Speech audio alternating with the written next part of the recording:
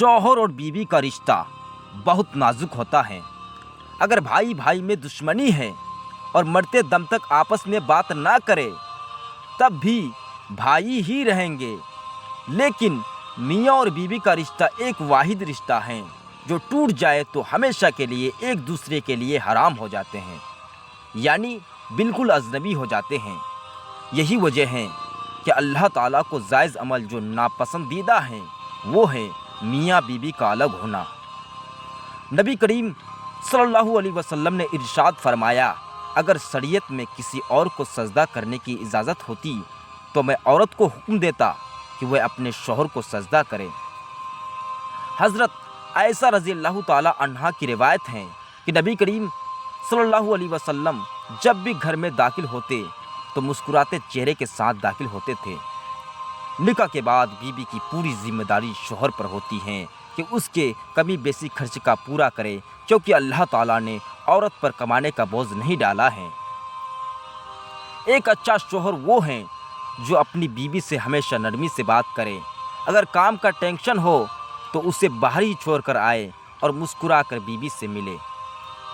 आजकल के शौहर का ये हाल है कि बाहर इतनी नरमी होती है कि बातों में जैसे शहद टपकता हो, और जैसे ही घर में दाखिल होते हैं कि जल्लाद बन जाते हैं कि बीवी से बेरुखी और सख्ती से पेश आते हैं।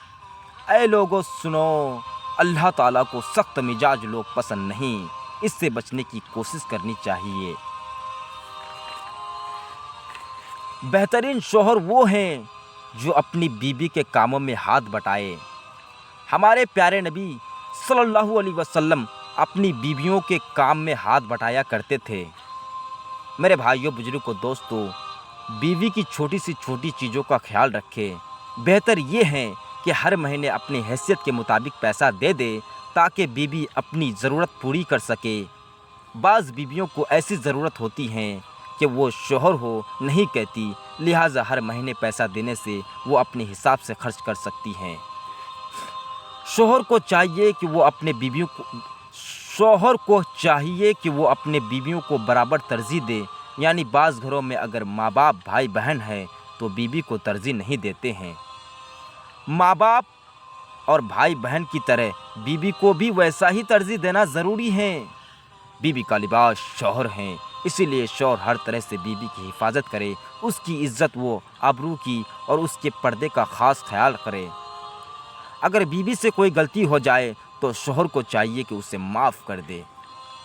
शौहर को गुस्से आए तो चाहिए कि बर्दाश्त करे। बाज़ दफ़े गुस्से में शौहर ऐसे अल्फाज बोल जाते हैं कि निकाह टूटने का ख़तरा हो जाता है।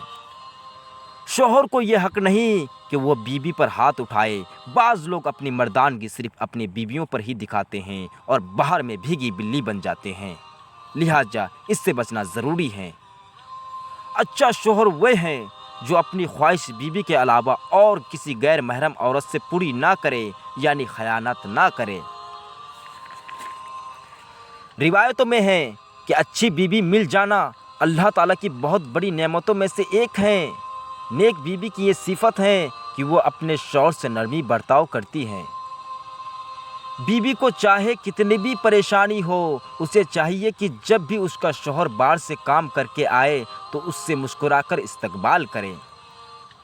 हदीस से मालूम होता है कि अगर किसी औरत का शौहर उससे नाराज़ हैं तो गोया अल्लाह ताला भी नाराज़ हो जाते हैं, और अगर रात को शौहर नाराज़ ही सो गया तो पूरी रात बीवी को गुनाह होता रहेगा।